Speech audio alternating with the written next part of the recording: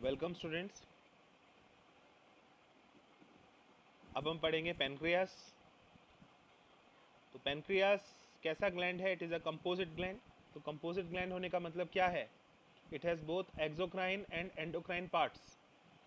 तो इसके पास दोनों काइंड्स के ग्लैंड्स हैं, एक्सोक्राइन भी और एंडोक्राइन भी। जो एंडोक्राइन पेनक्रियास है उसमें आपको मिलेगा आइसोलेट्स ऑफ लैंगरहैंस।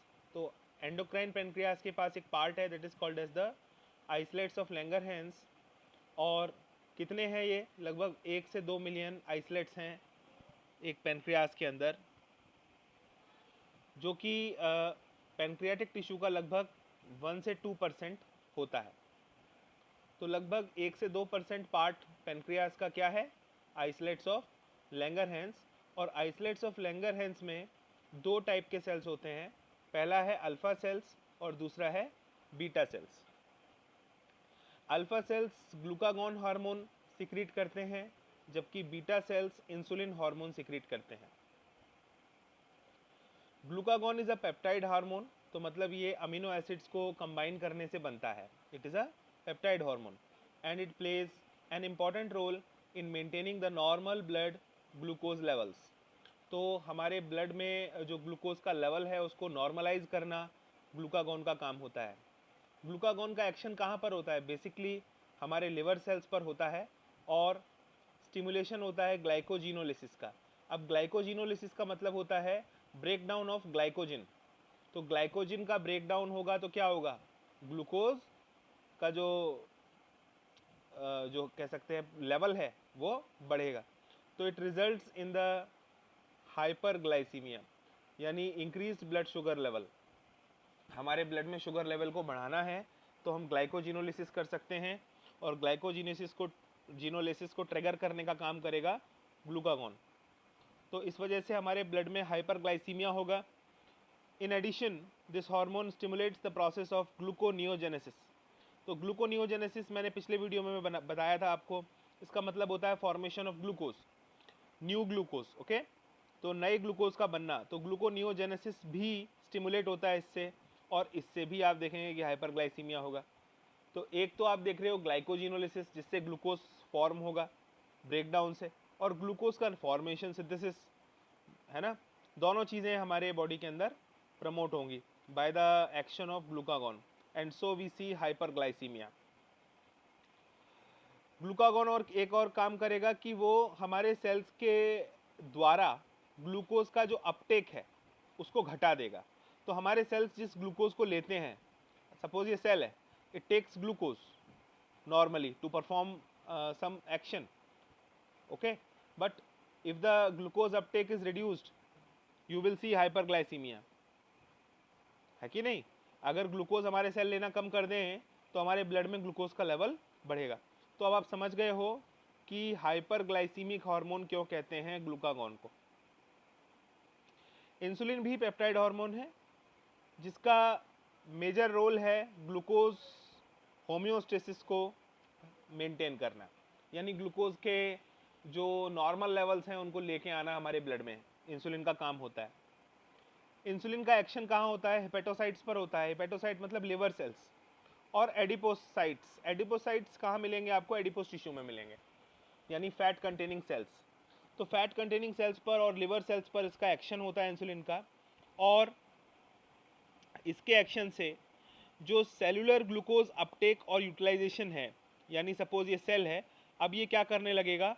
ग्लूकोज का अपटेक करने लगेगा। और जब ये ग्लूकोज का अपटेक करने लगेगा तो ब्लड में हमारा जो ग्लूकोज लेवल है वो कैसा हो जाएगा?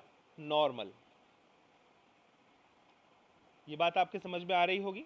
As a result there is rapid movement of glucose from blood to hepatocytes and adipocytes, resulting in the decreased blood glucose level which is called as hypoglycaemia. तो हाइपरग्लाइसीमिक हार्मोन कौन सा था? हमारा ग्लूकागॉन था। और हाइपोग्लाइसीमिक हार्मोन कौन सा हो गया? इंसुलिन हो गया। इंसुलिन का दूसरा फंक्शन है कि ये ग्लूकोज को ग्लाइकोजिन में कन्वर्ट होने में हेल्प करता है, तो उसको बोलते हैं ग्लाइकोजेनेसिस। ग्लाइकोजेनेसिस का मतलब है formation of glycogen. So when glycogen is formed from glucose, what you will see? You will see that the level of glucose in the blood is reduced. So the glucose homeostasis in blood is maintained jointly by insulin and glucagon. Glucagon तो glucose के level को बढ़ाएगा और insulin glucose के level को घटा देता है. Prolonged hyperglycemia leads to a complex disorder which is called as diabetes mellitus, which is associated with the loss of glucose through urine. अगर आपकी बॉडी के अंदर लंबे समय तक ग्लूकोज लेवल हाई रहे तो उसको बोलेंगे प्रोलॉन्ग्ड हाइपरग्लाइसीमिया, एंड इसकी वजह से आपको डायबिटीज़ मेलाइटस हो जाती है. और आप इसका एक साइन देख सकते हो, आपकी यूरिन में से ग्लूकोज का जो लॉस है वो होना शुरू हो जाता है और आपकी बॉडी के अंदर कीटोन बॉडीज़ का फॉर्मेशन भी होने लगता है जो कि हार्मफुल होती हैं आपके लिए. तो डायबिटिक पेशेंट्स को अगर आप ट्रीट करना चाहते हो तो इंसुलिन थेरेपी से हम उनको ट्रीट कर सकते हैं. इंसुलिन का डोज दिया जाता है और जिससे कि उनको नॉर्मल रखा जाता है. Next part is the testis. A pair of testis is present in the scrotal sac outside abdomen of male individuals. तो स्क्रोटल सैक क्या होता है? स्क्रोटल सैक एक पाउच होता है, एक बैग लाइक स्ट्रक्चर होता है जिसके अंदर हमारे टेस्टिस होते हैं. और ये बॉडी से बाहर क्यों होता है? ये बाहर इसीलिए होता है just to reduce the temperature by 2 degree Celsius.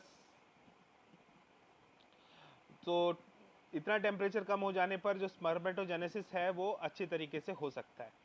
That's why testis is present in the scrotal sac. Testis दो फंक्शन कर सकते हैं. पहला फंक्शन है कि ये प्राइमरी सेक्स ऑर्गन है और दूसरा ये एंडोक्राइन ग्लैंड है.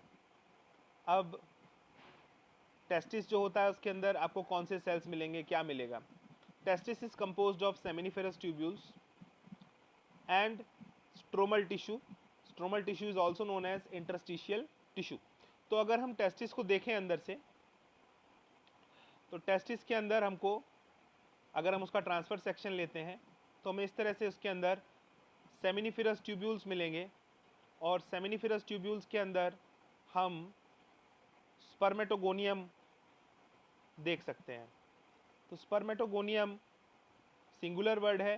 स्पर्मेटोगोनिया मैं यहाँ लिख देता हूँ.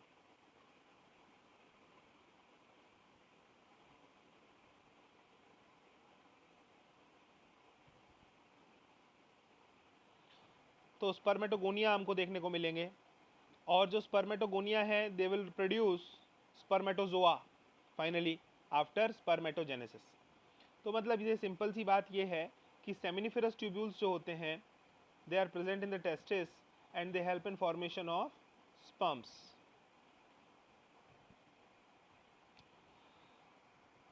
The Leydig cells or interstitial cells are present outside the seminiferous tubules. तो सपोज ये हमारा seminiferous tubule था, इसके बाहर वाला जो पार्ट है वो क्या है? Leydig cells से बना हुआ है.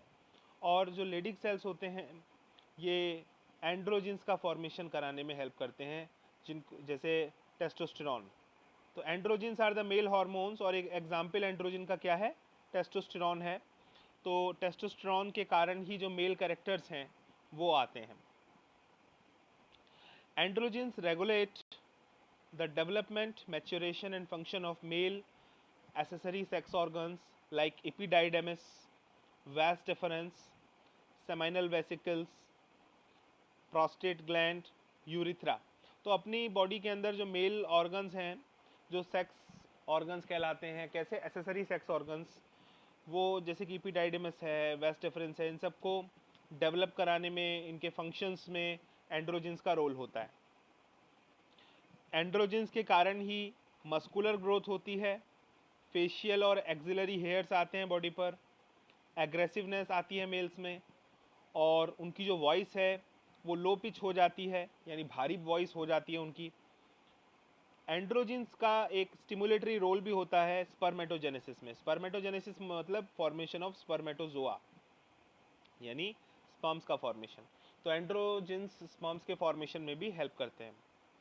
They act on the CNS and influence the male sexual behavior. These hormones produce anabolic effects on protein and carbohydrate metabolism. तो मतलब ये होता है कि अगर एंड्रोजेंस का रिलीज़ होगा तो हमारी मस्कुलर ग्रोथ प्रमोट होगी, और मस्कुलर ग्रोथ को प्रमोट करने के लिए we need proteins and carbohydrates. तो इतने सारे फंक्शंस हैं इसके टेस्टिस के। अब टेस्टिस के लिए हमने डुअल फंक्शंस वाला जो वर्ड यूज़ किया था वो इसीलिए किया था कि देखिए, एक तो ये स्पर्म्स का फॉर्मेशन करेगा जो कि एक्सोक्राइन फंक्शन हो गया, और सेकंड हो जाएगा ये एंड्रोजेंस का फॉर्मेशन। तो दोनों चीज़ें आप देखेंगे तो एक तो एंडोक्राइन फंक्शन हो गया, कौन सा, एंड्रोजेंस का फॉर्मेशन, एंडोक्राइन फंक्शन है, और जो स्पर्म्स का फॉर्मेशन है that is the exocrine function. Next part of the body is ovary. तो फीमेल्स में हमें 2 ओवरीज मिलेंगी जो कि एब्डोमिनल कैविटी में, एब्डोमिन में पाई जाती हैं। ओवरी को हम प्राइमरी फीमेल सेक्स ऑर्गन कहते हैं, और हर महीने मेंस्ट्रुअल साइकिल के टाइम पर एक ओवम रिलीज होता है ह्यूमन फीमेल्स में। इसके साथ साथ ओवरी का दूसरा फंक्शन भी है, वो 2 टाइप के स्टेरॉइड हार्मोन्स को रिलीज करती है। उनका नाम है एस्ट्रोजन और प्रोजेस्टेरॉन। ओवरी के अंदर भी हमको ओवेरियन फॉलिकल्स मिलेंगे और स्ट्रोमल टिश्यू मिलेगा। तो एस्ट्रोजन जो होता है वो बढ़ते हुए ओवेरियन फॉलिकल्स यानी ग्रो करते हुए ओवेरियन फॉलिकल्स रिलीज करते हैं।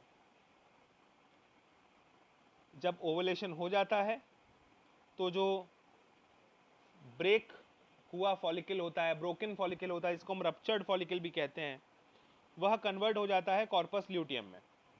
ध्यान देने योग्य बात क्या है कि जो ग्रोइंग ओवेरियन फॉलिकल्स हैं they release oestrogen, okay, and when they grow fully what is released out, ovum, and उसके बाद फिर क्या हो जाएगा, ये किस में कन्वर्ट हो जाएगा फॉलिकल, अपना रप्चर्ड फॉलिकल में। और रप्चर्ड फॉलिकल क्या कहलाएगा अब, कॉर्पस ल्यूटियम, और कॉर्पस ल्यूटियम से कौन सा हार्मोन निकलता है, प्रोजेस्टेरॉन। ये सारी चीज़ें आपको स्टेप बाय स्टेप याद रखनी है। एस्ट्रोजेंस के एक्शंस क्या होते हैं फीमेल की बॉडी पर, तो ये फीमेल के सेकेंडरी सेक्स ऑर्गन्स के डेवलपमेंट के लिए और उनकी एक्टिविटी के लिए रिस्पॉन्सिबल है। हमारे ओवरी के अंदर ओवेरियन फॉलिकल्स की लगातार ग्रोथ होती है, हर मंथ वो ग्रो करते हैं, और इसमें भी एस्ट्रोजन का बहुत इंपॉर्टेंट रोल होता है। फीमेल्स के अंदर जो सेकेंडरी सेक्स कैरेक्टर्स हैं, जैसे उनकी जो वॉइस है वो हाई पिच होती है, मेमोरी ग्लैंड्स होते हैं, इन सब के डेवलपमेंट में भी एस्ट्रोजन हेल्प करता है, और ये फीमेल का जो सेक्सुअल बिहेवियर है उसको भी कंट्रोल करता है। तो उसको एक बेसिकली अगर हम कहें फीमेल हार्मोन हम बोल सकते हैं। जैसे मेल हार्मोन का नाम क्या था, टेस्टोस्टेरॉन था, ऐसे ही एस्ट्रोजन को आप फीमेल हार्मोन कह सकते हैं। प्रोजेस्टेरॉन दूसरी तरफ प्रेगनेंसी को सपोर्ट करता है, यानी ओवुलेशन के बाद इसका रोल बड़ा इंपॉर्टेंट हो जाता है।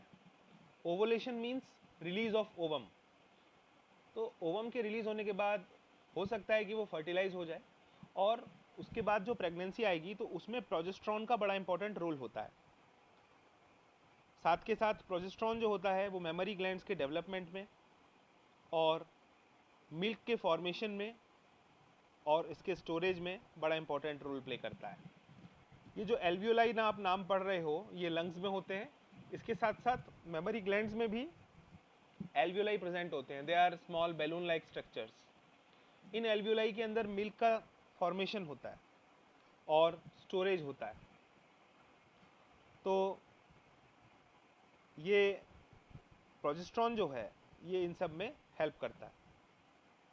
तो हम कभी कभी इसको प्रेगनेंसी हार्मोन भी कहने लगते हैं। ओके स्टूडेंट्स, तो that's it for today in this video. इसके बाद हम अगला पार्ट नेक्स्ट वीडियो में पढ़ेंगे।